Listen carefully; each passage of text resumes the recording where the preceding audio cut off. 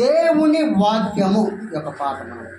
ఈ యొక్క దేవుని వాక్యము, ఈ యొక్క గ్రంథములు 66 పుస్తకాలు జోడించి ఉన్న ఈ పరిశుద్ధ గ్రంథంలో దేవుని వాక్యము కొన్ని విధాలుగా ఉన్నదంట. ఎన్ని విధాలుగా ఉందంట తల్లి? కొన్ని విధాలుగా ఉంది. ఆ కొన్ని విధాలుగా దాదాపు 10 విధాలుగా ఉన్నది. ఎన్ని విధాలుగా ఉన్నాయా? 10 విధాలుగా ఉంది. ఈ దేవుని వాక్యము 10 విధాలుగా ఉన్నది. దేవుని వాక్యం 10 విధాలుగా మొదటిది విశ్వాసాన్ని పెంపొందిస్తుంది. ఇది చెప్పండి ఆయన. మొట్టమొదటిగా దేవుని వాక్యము విశ్వాసాన్ని పెంపొందిస్తుంది. ఈ దేవుని యొక్క వాక్యము విశ్వాసాన్ని ఎలాగా పెంపొందిస్తుందంటే, రోమీయులకు రాసిన పత్రికలో 10వ అధ్యాయము 17వ వచనం అక్కడ మనం చూసుకున్నట్లయితే దేవుని యొక్క విశ్వాసం ఎక్కడ ఉన్నదో మనకు తెలియపరుస్తున్నాను. రోమా రాసిన పత్రికలో అపోస్తులుడైన పౌలు గారు ఆ రోమీయుల యొక్క సంఘానికి, ఆ బిడ్డలకి, దేవుని ఎరిగిన బిడ్డలకు చెప్తున్నాడు. అయ్యా ఏమని చెబుతున్నంటే, అపోస్తులుడైన పౌలు గారు ఆ సంఘంలో ఉన్న ప్రతి ఒక్క బిడ్డలకు తెలియజేస్తున్నాడు. నాయన, వినుట వలన విశ్వాసము కలుగును.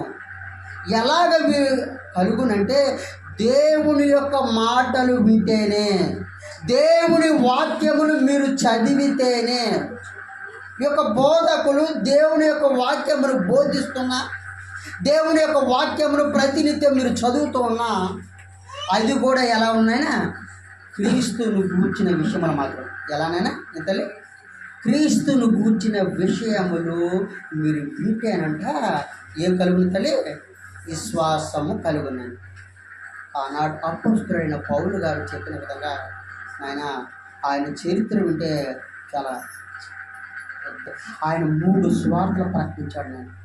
ఆయన 3 సువార్తలు ప్రకటిస్తూ ఉన్నప్పుడు ఆయనలో ఉన్న ఒక మాటలే, ఆయన ప్రాణాపాయ స్థితికి వచ్చినప్పుడంట ఆయన తప్పించుకొని వెళ్ళేవాడంట. ఎక్కడికి వెళ్ళాడు తల్లి?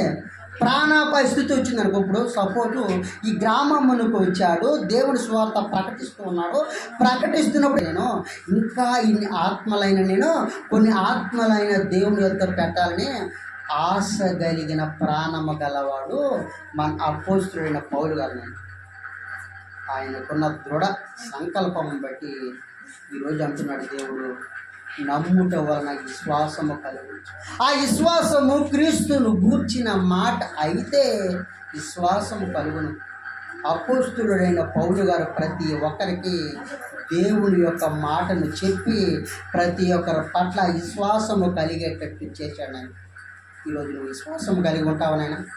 ఈరోజు నువ్వు విశ్వాసము కలిగిన వాడివైతే, విశ్వాసము దేవుని యొక్క కృపా కటాక్షమును పొందుకోవాలని ఆశ కలిగిన వాడివైతే, ఈరోజు నుంచి దేవుని వాక్యం నువ్వు చదవాలి, దేవుని మాటలో నువ్వు వినేవాడిగా నువ్వు ఉంటావని ఆశ కలిగిన ప్రాణము గల వాడివైతే దేవుని నామానికే మహిమ కలుగును కాక. రెండవ మాట అంటున్నాడు నాయన, ఈ యొక్క దేవుని వాక్యమునంట ఏం చేస్తుందంటే, రెండవ మాటగా నూతన జన్మనిస్తుంది. ఏమిస్తుంది తల్లి? మొదటగా విశ్వాసమును పెంపొందిస్తుంది అన్నాడు. రెండవదిగా నూతన జన్మనిస్తుంది అన్నాడు. ఈ నూతన జన్మ ఎలా ఇస్తుందంటే 1 పేతురు 1వ అధ్యాయములో 23 నుంచి దాదాపు ఎండింగ్ దాకా మనం తీసుకున్నట్లయితే అక్కడ గడ్డితో చూపించగలిగాడు, పువ్వుతో చూపించగలిగాడు. ఎందుకంటే గడ్డి పువ్వుని సాదృశ్యంగా తీసుకున్నాడు. ఎందుకంటే గడ్డి అనేది, పచ్చ గడ్డి అనేది నేను ఎలా ఉంటుంది, కాస్త పచ్చగా ఉంటుంది, అందంగా ఉంటుంది, ఆహ్లాదకరంగా ఉంటుంది. కానీ ఆ గడ్డి కోసి పక్కన పెట్టిన తర్వాత, లేదు తదుపరి దానికి ఆ గడ్డికి, పచ్చ గడ్డికి వాటర్ అందకపోయినా లాస్ట్కి ఏమవుతుంది, గడ్డి ఎండిపోదు. అలాగే ఆ విధంగా గడ్డి ఎండిపోకుండా, గడ్డి ఎండిపోయినట్టు నీ యొక్క మనసులో ఉన్న హృదయమైన కాఠిన్యమైన మనసు ఎంత లేనైనా మీ హృదయంలో ఉంటుంది. ఆ కాఠిన్యమైన మనసు, కఠినమైన మనసు ఆ గడ్డి వలె పోలుస్తూ ఉన్నాడు.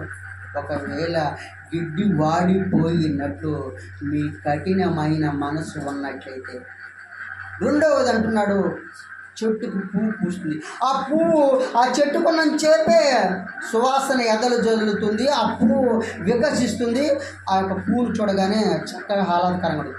కానీ ఆ చెట్టు నుంచి పడిపోయిన తర్వాత ఎలా ఉంటుందని, రాలిపోయిన తర్వాత ఎండిపోతుంది. ఎండిపోతుంది.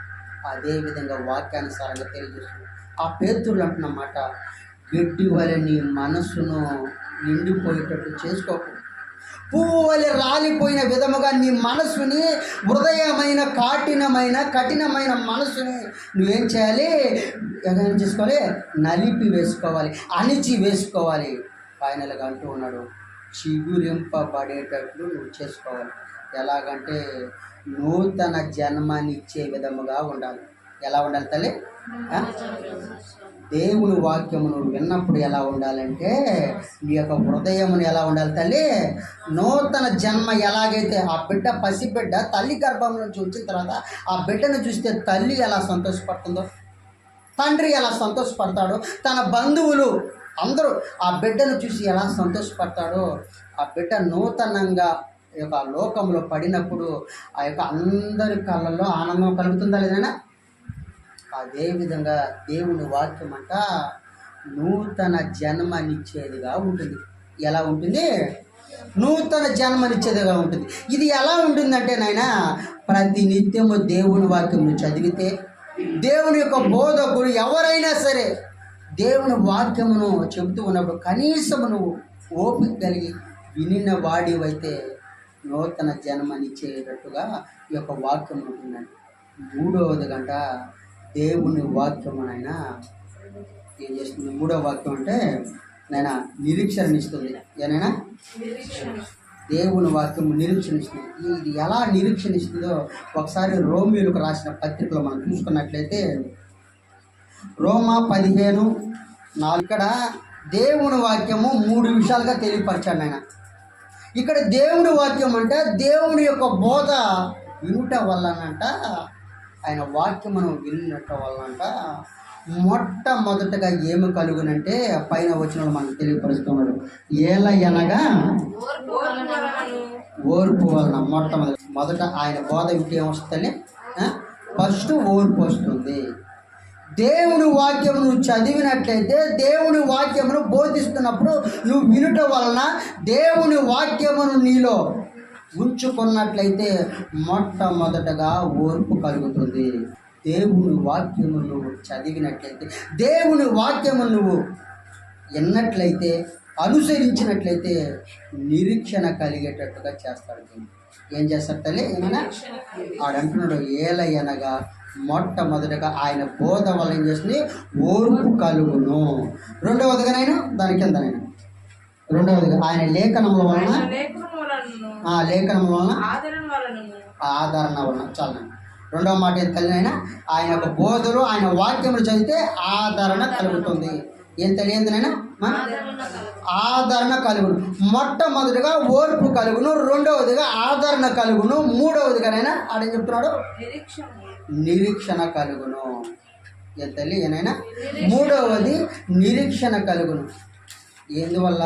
దేవుని వాక్యమును వినిన వాడివైతే, దేవుని వాక్యమును చదువుకున్న వాడివైతే, దేవుని యొక్క బోధన అనుసరించిన వాడివైతే నీకు ఈ 3 కలుగును. ఓర్పు కలుగును, ఆదరణ కలుగును, 3వదిగా నిరీక్షణ కలుగును. ఫైనల్గా దేవుని వాక్యమును అనుసరించిన వాడివైతే నీకు ఏం కలుగును? నిరీక్షణ కలుగును. మొట్టమొదటిగా విశ్వాసమును పెంపొందించును, 2వది నూతన జన్మనిచ్చును, 3వదిగా నిరీక్షణ కలుగును. తదుపరి మాట దేవాది దేవుడు అంటూ ఉన్నాడు, పరిశుద్ధ పరుచును. ఏదైనా తల్లి? తదుపరి మాట పరిశుద్ధ పరుచును. ఇది ఎలాగ పరిశుద్ధ పరుచునో మనం ఒకసారి చూసుకుందాం. కీర్తనలు 119:9 వచనంలో దేవుడు అంటున్నాడు, ఆయన ఒక దేవుని వాక్యం అంట పరిశుద్ధ పరుచును. ఏం పరుచును తల్లి? ఏనైనా ఎలా పరిశుద్ధ పరుచునంటే యవనస్తుల యొక్క విషయములో దేవుడు తెలియపరుస్తున్నాడు. ఈ కీర్తన రాసిన గ్రంథములో ఉదాహరణగా మనం చూసుకున్నట్లయితే ఈ కీర్తన గ్రంథము 90% దావీదు రచించినది. ఏనైనా దావీదు రచించినది. దాదాపు 90% అదర్స్ ఉన్నారు. కానీ ఒకటే మాట్లాడుతున్నాడు, ఈ దావీదు ఆనాడు రాసిన విధముగా దేవుని యొక్క విషయం అంట యవనస్తుల మీద పరిశుద్ధ పరచును. యవనస్తుల మీద ఎలా పరిశుద్ధ పరచునంటే దేవుని యొక్క నడతను అనుసరించినట్లయితే. ఎలానైనా ఎలా తల్లి? దేవుని యొక్క నడతను, ఆయన మార్గములో నడిచినట్లయితే, దేవుని వాక్యమును అనుసరించినట్లయితే. యవనస్తులకు మరీ చెప్తున్నాడు. ఎందుకంటే యవన కాలంలో ఆయన కాడి మోయడం ముఖ్యమైన. అదే యవన కాలంలో ఆయన కాడి మోయడము కనుక దేవుడు ఈ గ్రంథంలో తెలియజేస్తున్నాడు, యవనస్తులరా, నేను చూపిన మార్గమును మీరు నడవవలెను, నేను చూపిన విధానములను మీరు అనుసరించవలెను. నాకు వాక్యమును మీరు ప్రతి నిత్యం అనుసరించినట్లయితే మీరు ఇదొక ప్రతి ఒక్క విషయంలో ఎలా ఉంటారంట? పరిశుద్ధ పరిచేవారుగా మీరు ఉంటారంట. అలాగా పరిశుద్ధ పరచబడాలని, ఒకవేళ యవనస్తులు ఉన్న త్రుటిలో అన్ని విషయంలో తప్పించబడాలి, పడేటట్లు సాతాను చేస్తున్న ఆ విషయం నుంచి తప్పించగలిగిన ఏకైక దేవుడి మన యేసు క్రీస్తు వారు. అటువంటి దేవుడు తప్పించబడాలి అంటే, ఆ నడత నుంచి సరి చేసుకోవాలంటే యవనస్తులకి దేవుడు తెలియజేస్తూ ఉన్నాడు. నువ్వు పరిశుద్ధముగా ఉండాలంటే, పరిశుద్ధ పరచబడాలి అంటే దేవుని వాక్యమును ప్రతి నిత్యము నువ్వు చదువుకొని ఉండాలి అంట. అలాగా దేవుని వాక్యమును ప్రతి నిత్యము యవనస్తులైన వారు కానీ అందరూ ఒకరు కాదు, అందరూ దేవుని యొక్క వాక్యమును అనుసరించిన వారివైతే మీరు పరిశుద్ధ పరచబడేవారుగా మీరు ఉందురుగాక. అలా దేవుని నామానికి మహిమ కలుగునుగాక. అలాగా ప్రతి అవసరము తీర్చును. ఎంతలేనైనా తదుపరి మాట, దేవుని వాక్యము ప్రతి అవసరము తీర్చును. ఈ దేవుని వాక్యము ప్రతి అవసరము ఎలా తీర్చునంటే, ఆ దేవుడు అంటూ ఉన్నాడు, మీరు నా నామమందు ప్రార్థన చేసినట్లయితే. ఎంతలేని చెప్పండి అయినా, మీరు నా నామమున ప్రార్థన చేసినట్లయితే. ఎందుకంటే నేను మీ యందు ఉన్నాను, మీరు నా యందు ఉన్నారు. దేవుడు అంటూ ఉన్నాడు, మీరు నా యందు ఉన్నారు, నేను మీ యందు ఉన్నాను. ఏది ఏమైనా నా ఆజ్ఞలను అనుసరించినట్లయితే. ఎంత చర్చనే ఆయన అంటూ ఉన్నాడు, నేను ఏం లేదు నాయనా, నేను మీ యందు ఉన్నా. ఓకేనా? దేవుడు అంటూ ఉన్నాడు, నేను మీ యందు ఉన్నాను నాయన, నేను మీ యందు ఉండాలి అని అంటే మీరేం చేయాలి? మొట్టమొదటగా నా ఆజ్ఞలను అనుసరించాలి. ఎంత చెప్పండి తల్లి? అంతే. ఆయన యొక్క ఆజ్ఞలను ఎలా అనుసరించాలంటే దేవుని వాక్యమును ప్రతి నిత్యమును చదవాలి. మొట్టమొదటగా ప్రతి నిత్యం ఆయన ఆజ్ఞలను అనుసరించిన యొక్క భాగంలో మొదటగా దేవుని వాక్యమును ప్రతి నిత్యమును చదువుకున్నట్లయితే, దేవుని యొక్క ఆజ్ఞ అనుసారముగా నువ్వు నడుచుకున్నట్లయితే, దేవుని యొక్క వాక్యమును ఎవరైతే బోధిస్తున్నా సరే, అది ఎక్కడైనా సరే కాస్త చూస్తూ ఓపిక పట్టి నువ్వు విని ఆయన ఆజ్ఞ అనుసరించి నువ్వు ప్రార్థనలో దేవుని అడిగినట్లయితే దేవుడు మిమ్మల్ని ప్రతి ఒక్క అవసరములను తీర్చునుగాక. అటువంటి అవసరతలను దేవుడు ప్రతి ఒక్క అక్కరలను తీర్చాలంటే ఈరోజు నుంచి నువ్వు దేవునితో నిబంధన చేసుకొని, అయ్యా నేను ప్రార్థన చేస్తానయ్యా, నా అక్కర అవసరం తీర్చాయా, నా బాధ ఇలా ఉన్నదయ్యా, నా యొక్క విషయములు ఇలా ఉన్నాయా, నా బిడ్డ భవిష్యత్తు చూపయ్యా, నా భర్త భవిష్యత్తు చూపయ్యా, నా భర్త పనుల యందు నువ్వు తోడుగా ఉండయా, నా కుటుంబాన్ని నువ్వు కాపాడయ్యా అని ప్రతి ఒక్క అక్కర్ల అవసరతలు నువ్వు ఏం చేయాలి? దేవుని ఎరిగి ప్రార్థనతో అడిగినట్లయితే ప్రతి అవసరములను తీర్చునగాక.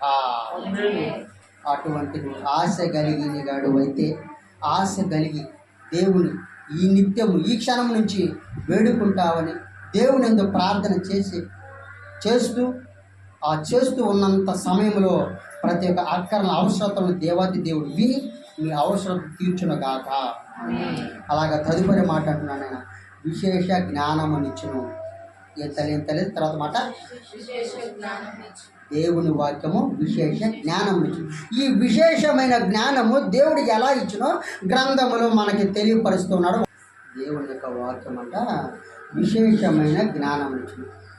దేవుని యొక్క జ్ఞానము విశేషమైన జ్ఞానమును ఎలా ఇచ్చినంటే, దేవుని యొక్క శాసనములను నువ్వు కట్టుబడిన వాడివైతే, దేవుని యొక్క శాసనములు అని అంటే ఆనాడు మోషేకి ఎలా ఇచ్చాడు? ధర్మశాస్త్రములను 10 ఆజ్ఞలను ఇచ్చాడు.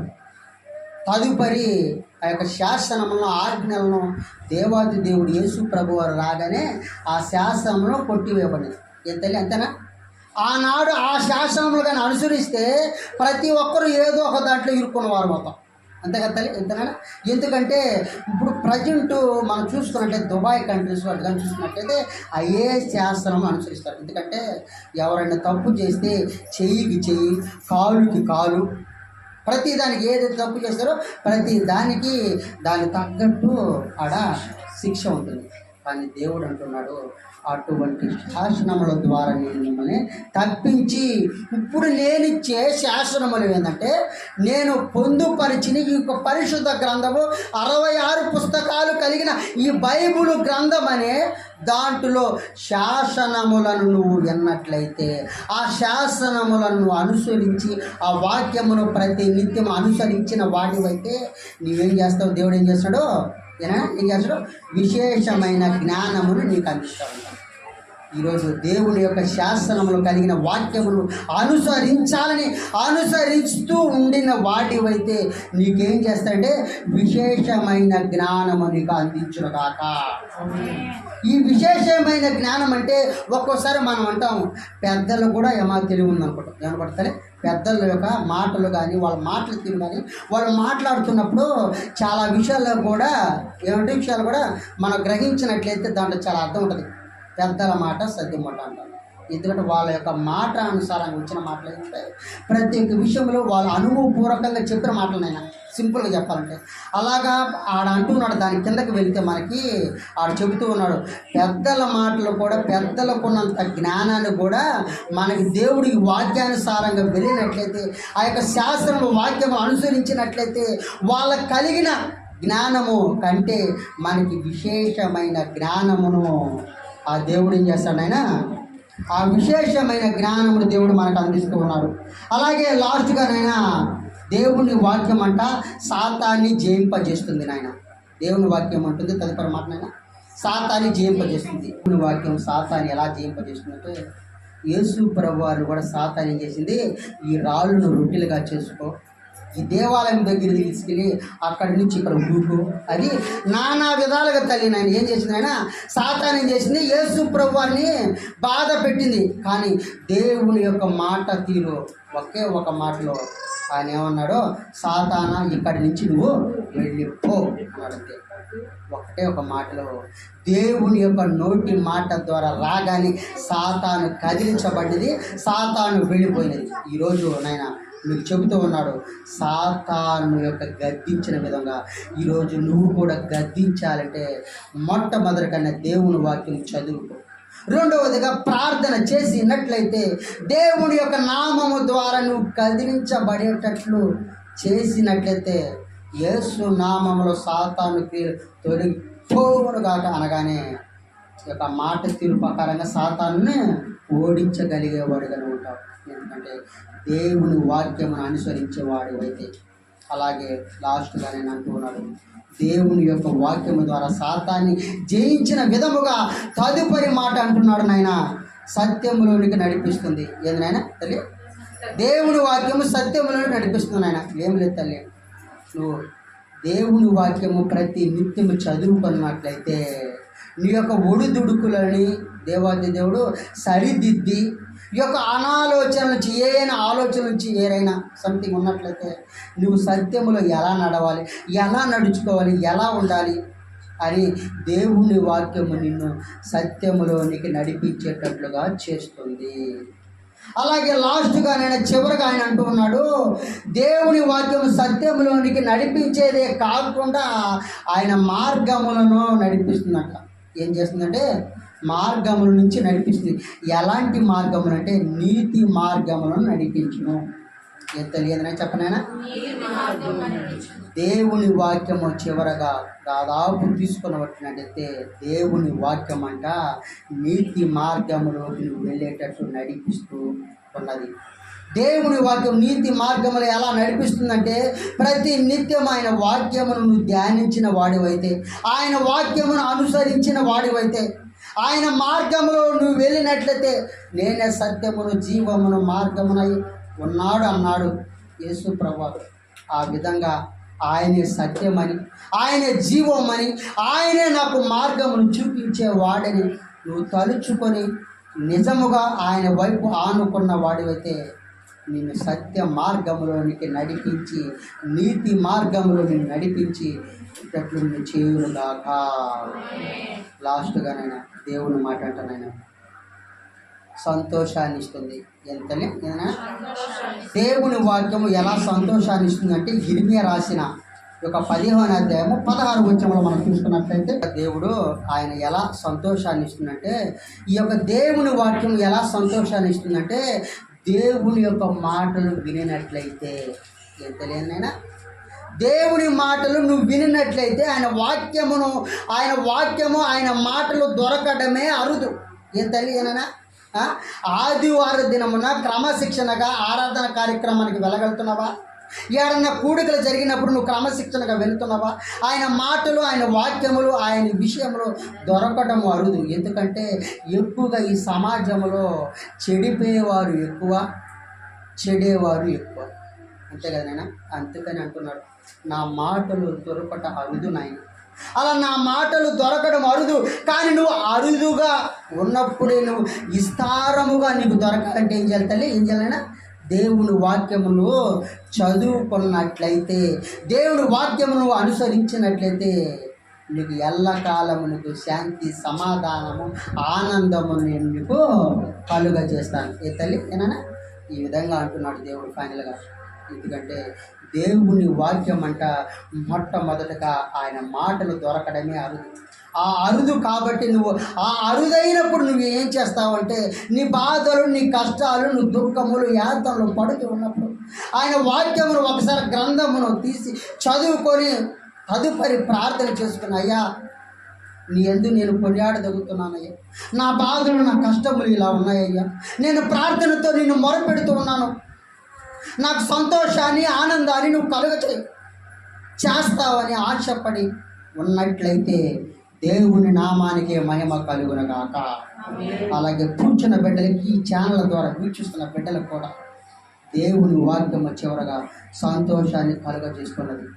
మొట్టమొదటగా ఆయన నామానికి, ఆయన వాక్యానుసారంగా నువ్వు నడిచినట్లయితే సంతోషము, ఆనందము నీకు కలుగజేసి ఆ దేవాది దేవుడు ఈ యొక్క 10 పాయింట్లు యొక్క దేవుని వాక్యమును పొందుకోగలగాలంటే, దేవుని వాక్యమును వినాలంటే, వినిన వాడివైతే మొట్టమొదటిగా విశ్వాసాన్ని పెంపొందిస్తుంది, రెండవదిగా నూతన జన్మనిస్తుంది, మూడవదిగా నిరీక్షణనిస్తుంది, నాలుగవదిగా పరిశుద్ధపరుస్తుంది, తదుపరి సత్యములోనికి నడిపిస్తుంది, సాతాను జయింపజేస్తుంది, సత్యములోనికి నడిపిస్తుంది, మార్గము చూపిస్తుంది, సంతోషాన్ని కలుగజేస్తుంది.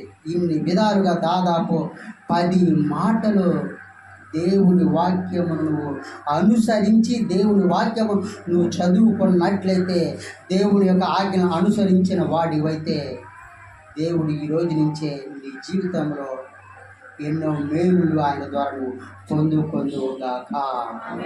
అలా నువ్వు పొందుకోవాలని ఆశ కలిగిన వాడైతే ఆయన వైపు చూస్తూ కళ్ళు మూసుకొని ప్రార్థన చేసి